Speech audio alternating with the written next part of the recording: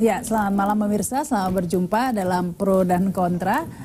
Dan malam ini kita membahas masalah sudahi derita Rohingya. Berapa pekan terakhir ini perhatian publik menjurus atau diarahkan ke Rohingya. Berbagai macam komentar timbul. Ada yang mengungkapkan keprihatinan, bahkan ada juga yang nada sinis begitu ya. Apakah ini akan menjadi polarisasi baru di masyarakat kita? Kita akan membahasnya saat ini bersama narasumber yang sudah hadir. Ada Profesor Salim Said, Guru Besar Universitas Pertahanan Jakarta. Selamat malam. Indonesia. Oh, Indonesia. Indonesia. Pertahanan Jakarta Indonesia. Ada Jakartanya. Di Jakarta. Di Jakarta. Enggak juga, di Sentul. Di Sentul. Salah juga ya. Ya, oke. Diulangi. Guru Besar Universitas Pertahanan Indonesia yang ada di Sentul. Ya. Yang ada di Sentul. Kemudian ada Dev Akbar Shah Fikarbo, anggota Komisi 1. Salah lagi nih, Fikarno. Ya. Assalamualaikum. Waalaikumsalam, anggota Komisi 1 DPR RI. Ya. Kemudian ada Pak Helmi Faisal Zaini, Sekjen PBNU. Selamat malam. Nah, ini paling benar Pak orang NU yang paling benar semuanya. Salah NU keterlaluan. Nah, ini. Ya, mungkin saya ke Pak Salim Said dulu ya, ini karena iya, apalagi sebenarnya sudah lama ini konflik Rohingya ini, tapi kemudian ada yang mengatakan ini hoax, ada segala macam, ada yang dengan semangat ingin agar Indonesia menerima saja pengungsi dari Rohingya. Tapi sebenarnya seperti apa sih Pak kondisi Rohingya ini? Ini ceritanya sebenarnya panjang. Rohingya ini, orang Rohingya ini pada abad ke-7 itu berasal dari daerah yang sekarang Bangladesh, dulu Bengal, Bengal Timur. Okay. Didatangkan oleh Raja Burma ke satu wilayah dan itu dimanfaatkan oleh Raja Burma itu. Ketika terjadi pergantian rezim, dimanfaatkan lagi. Lalu ketika Inggris abad ke-19 datang, Inggris mempraktekkan apa yang dipraktekkan Prancis di jajahannya, Belanda di Indonesia. Yakni mempermainkan antar etnis yang ada untuk kelanggengan kekuasaan. Divide et impera begitu. Kira-kira seperti itu. Nah, kemudian setelah yang berkuasa sekarang tidak rezim militer lagi resminya, tapi Aung San Suu Kyi itu sebenarnya dia berkuasa tapi tidak berkuasa, karena ada aturan yang dibikin perjanjian dengan rezim militer yang dulu berkuasa bahwa kekuasaan dia itu terbatas. Kalau dia macam-macam, meskipun partainya paling besar di parlemen Burma, Myanmar, maka dia bisa kesulitan. Sehingga dia ini serba salah sekarang. Sedemikian rupa sehingga di Indonesia saja, di luar negeri juga ada gerakan supaya dia punya hadiah Nobel dicabut. Nobel Prize, dia kan dapat hadiah Nobel dicabut. Karena dia nggak berbuat apa-apa membela orang Rohingya. Okay. Nah, sekarang apa yang terjadi adalah rezim yang sekarang itu tidak mengakui orang Rohingya itu sebagai penduduk Burma. Dia menganggap itu orang asing. Historically sebenarnya ada benarnya. Tapi sudah sekian lama orang itu tinggal di situ, maka secara hukum internasional, humanitarian law atau apa namanya, saya bukan ahli hukum, sebenarnya dia sudah berhak tinggal di sana, tidak diperlakukan seperti yang dilakukan oleh pemerintah Myanmar, Burma seperti sekarang ini. Tapi Anda jangan lupa bahwa Burma itu adalah satu contoh sebuah percobaan membuat seperti kita berhasil, NKRI, mereka gagal. Maksudnya gimana? Begini, pemerintah Burma itu berperang dengan banyak sekali suku. Suku Karen, suku apa di situ banyak. Itu mereka tidak bisa atasi. Salah satu persoalan yang membuat lebih parah, karena di daerah yang tidak dikuasai pemerintah itu sumber keuangannya banyak, antara lain popi. Popi itu apa sih kalau sudah diproses? Heroin. Duitnya banyak. Itu nggak bisa dikuasai. Itu ada di daerah Rohingya situ? Tidak, itu daerah lain. Burma ini banyak sekali suku-suku di situ. Warlord namanya. Warlordnya banyak. Jadi kacau itu pemerintah. Jadi jangan dilihat ini sebagai suatu gerakan anti-Islam.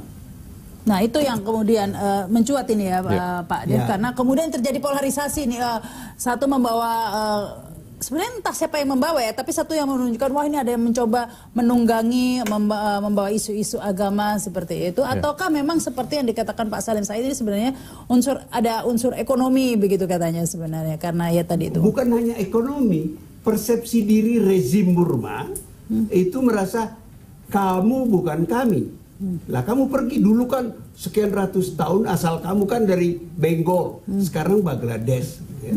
Tapi itu kan tidak bisa dilakukan, apalagi cara melakukan melanggar hukum, melanggar hak asasi manusia. Ya, baik, mungkin disambung oleh Pak Dev. Ya, jadi gini, persoalan di Myanmar, di Rakhine itu adalah satu hal tersendiri. Nah, masuk ke Indonesia dan di Malaysia ini menjadi persoalan yang lain. Kenapa? Karena di Malaysia Perdana Menterinya ada sedikit mengalami kesulitan dengan 1MDB dan lain-lainnya, lalu menggunakan isu yang di sana untuk mengalihkan perhatian masyarakatnya dari permasalahan domestik. Nah, di Indonesia ini ya like it or not ya, ini dampak dari hasil pilkada kemarin, bergulir lagi, muncul lagi isu anti-Islam dan lain sebagainya berikutnya dengan masalah Rohingya ini.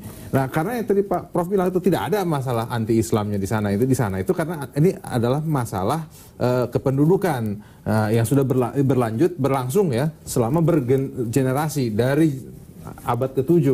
Nah, bergulir terus sampai sekarang. Nah, hari ini juga bukan baru muncul sekarang kan, ini masalah Rakhine juga sudah beberapa tahun. Tapi yang menarik ini di medsos begitu ya, kita lihat. Nah, kalau di medsos kayaknya pilkada belum move on ini. Ya, itu dampaknya. Dan info yang foto-foto yang beredar di WA grup dan di Facebook dan lain sebagainya berikutnya yang ada di-upload juga oleh tokoh-tokoh politik, itu hampir semuanya itu adalah foto-foto hoax. Foto-foto dari mana-mana dirangkai. Meskipun yang asli juga banyak, Pak. Dan kadang-kadang lebih serem yang asli loh. Yang asli itu adalah, tapi yang asli justru nggak berkembang. Yang beredar itu justru yang ada foto jenazah lagi kebakar, foto ada orang lagi dagingnya dibuang dikasih makan. Tapi kalau Anda nonton CNN, Anda nonton Al Jazeera, Anda nonton BBC, Anda lihat kekejaman yang dilakukan oleh rezim Burma kepada orang Islam. Itu memang kejam. Iya, bahkan lebih kejam dari hoaxnya itu. Jadi bukan esensial hoax atau tidak itu. Bukan, that's not the point gitu maksudnya. Maksud saya yang beredar itu dengan fakta itu two different things ya.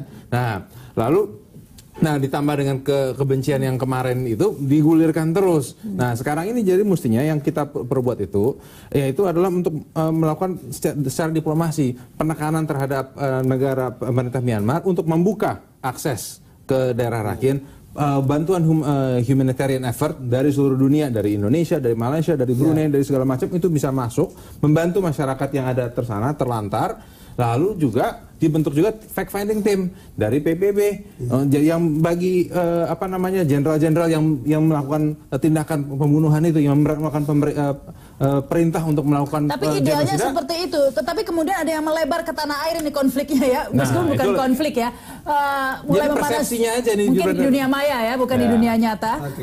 Seakan-akan bahwa ada yang memanfaatkan ini untuk konflik, memindahkan konflik katanya dari Myanmar ke Indonesia seperti itu. Dan itu digulirkan macam-macam. Makanya itu ya di sini pemerintah dan juga seluruh elemen masyarakat ya ini harus bisa bijak dan harus bisa menahan diri. Jangan kita tuh kebawa arus ke sana. Kenapa? Ini juga ada dampak dari kelompok Saracen yang kemarin, karena kelompok Saracen itu ya yang kemarin sudah ditangkap sama polisi itu baru satu. Masih ada lagi kelompok-kelompok lain yang selalu memanfaatkan isu-isu yang ada baik dari domestik ataupun dari luar untuk melakukan perpecahan-perpecahan di dalam Indonesia. Baik, kita harus break dulu, tapi sebelumnya kita simak dulu pemirsa tayangan berikut ini.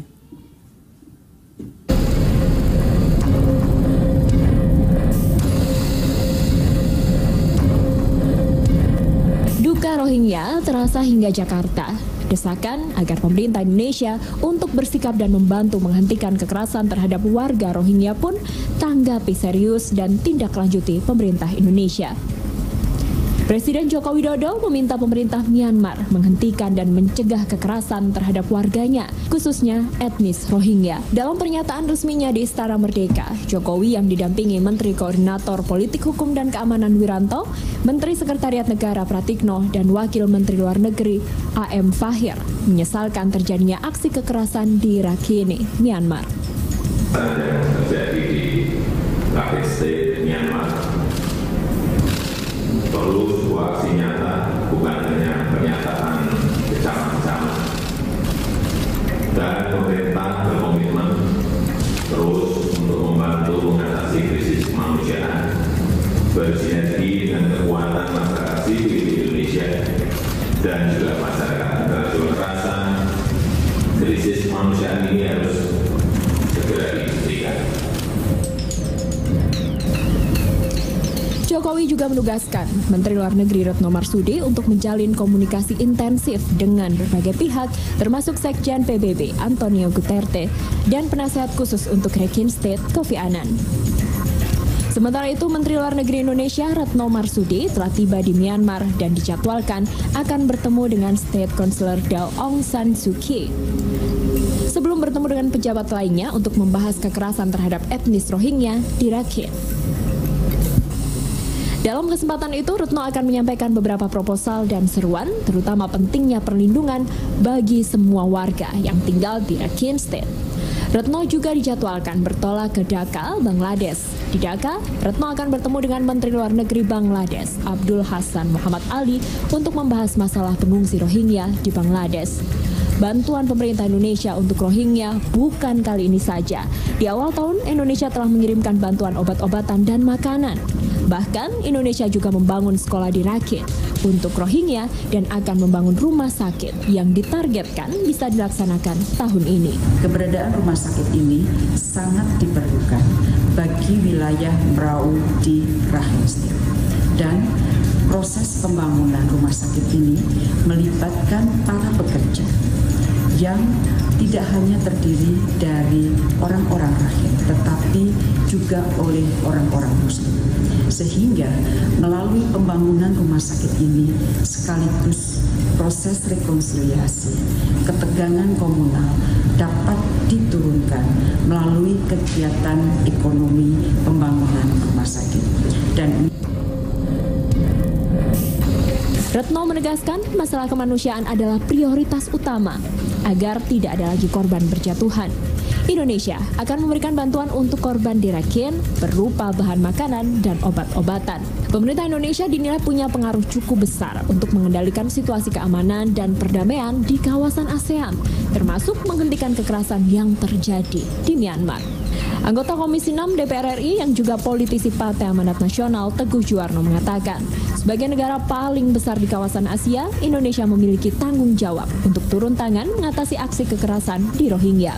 Teguh mendesak pemerintah diminta mengambil langkah tegas dengan memutus hubungan diplomatik jika kekerasan terhadap etnis Rohingya terus berlangsung. Ini bukan soal warga Rakhine yang mayoritas Muslim, tapi permasalahan kemanusiaan. Ketua Dewan Pertimbangan Majelis Ulama Indonesia MUI Din Syamsuddin mengatakan perlu adanya intervensi internasional dalam masalah ini, yakni PBB, ASEAN dan juga Organisasi Konferensi Islam (OKI). Din khawatir jika persoalan ini tidak mendapatkan titik terang, maka akan mendorong radikalisasi atau munculnya kelompok radikal di kalangan umat Islam. Din juga berharap konflik di Myanmar tidak mempengaruhi kehidupan beragama di Indonesia. Sementara itu kondisi di Myanmar, terutama di Rakhine, masih mencekam. Aktivis HAM Rohingya Tun Kin mengungkapkan bahwa setidaknya 1.000 warga Rohingya, terutama warga sipil, telah dibantai oleh tentara Myanmar. Data ini seakan membantah klaim militer Myanmar yang menyebut hanya 400 orang tewas dalam konflik terbaru di Rakhine. Presiden organisasi Rohingya Burma Tun Kin pada Telegraph menyebutkan jumlah tersebut bisa jauh lebih tinggi. Militer telah membakar banyak desa dan melempar anak-anak ke dalam api. Surat kabar global New Light Myanmar juga menyebut 2.625 rumah tangga Rohingya telah dibakar habis. Tapi media yang dikelola oleh pemerintah ini justru menyalahkan kelompok militan Arakan Rohingya Salvation Army (ARSA) sebagai pelakunya. Ironisnya, Saat ini pemerintah Myanmar dikabarkan justru menutup semua akses bantuan semua badan organisasi PBB untuk memberikan pasokan makanan, air, dan obat-obatan. Badan Pangan Dunia PBB mengatakan, pihaknya terpaksa menunda distribusi ke bagian lain dari negara tersebut karena pemerintah Myanmar membatasi akses ke wilayah konflik. Diperkirakan 250 orang tak mendapatkan makanan akibat terhambatnya bantuan. Semoga langkah pemerintah Indonesia dapat mendorong langkah nyata penyelesaian konflik, tapi juga menyelamatkan kehidupan warga sipil tak berdosa.